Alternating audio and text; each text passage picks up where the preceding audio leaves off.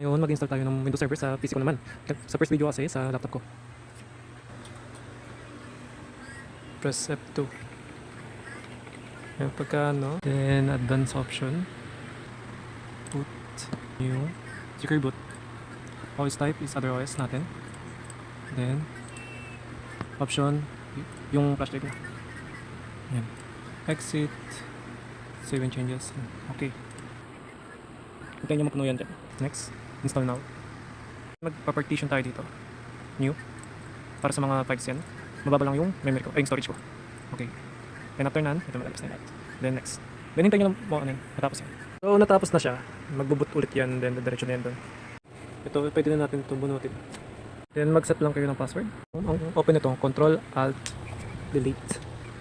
Then yung sinet yung password. Then pagka ano nyo, nilitaw na yan. Yan.